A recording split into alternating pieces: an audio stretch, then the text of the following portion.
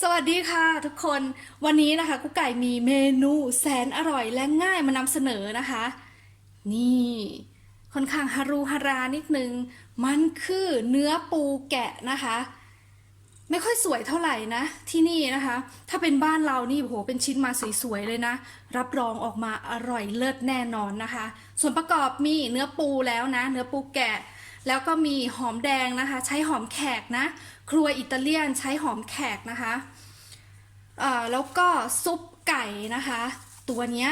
กุ๊กไก่ได้มาจากไหนเวลาอบไก่นะคะน้ำที่มันออกมาจากเนื้อไก่นะให้รินเก็บเอาไว้นะคะเอาไว้ทำอาหารแทนผงชูรสได้แบบเลิศมากเลยนะหรือถ้าใครไม่มีนะคะก็ทำซุปไก่ธรรมดานะครัวอิตาเลียนนะคะแนะนำให้ทำซุปไก่ติดบ้านไว้เลยนะทำจากไก่บ้านนะคะเกลือน้ำมันมะกอกและซอสมะเขือเทศนะคะผู้ช่วยต้องมาสับหัวหอมนะคะหัวหอมครั้งนี้สับละเอียดนะคะ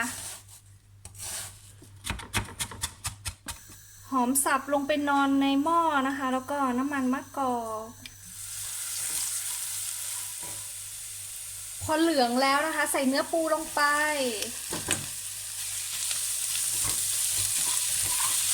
ตามด้วยซอสมะเขือเทศนะคะกลัวน้ำในซองนะคะแล้วก็ใส่ลงมาในกล่องปู2 ขีดนะคะกุ๊กไก่ใช้ซอสมะเขือเทศประมาณ250มิลลิลิตรนะคะซุปไก่หอมๆของเรานะคะใส่ลงไปน้ำนะคะประมาณครึ่งแก้วเกลือนะคะประมาณเกือบ1 ช้อนชานะใส่ให้น้อยไว้ก่อนไม่ใช่1 ช้อนชาพูนๆนะคะเกือบ1 ช้อนชาปาดนะเมื่อเดือดผ่านไปประมาณนะคะสัก5 นาทีนะคะน้ำก็จะยุบลงไปนิดนึงตอนนี้นะคะชิมรสนะคะแล้วก็ปรุงตามใจชอบนะคะรสที่ได้ออกมาจะเค็มนำแล้วก็เปรี้ยวกลมๆนะคะซอสปูของเรานะคะวันนี้กุ๊กไก่จะกินกับพาสต้านะคะเป็นพาสต้าสดยัดไส้บูราตาคล้ายๆกับ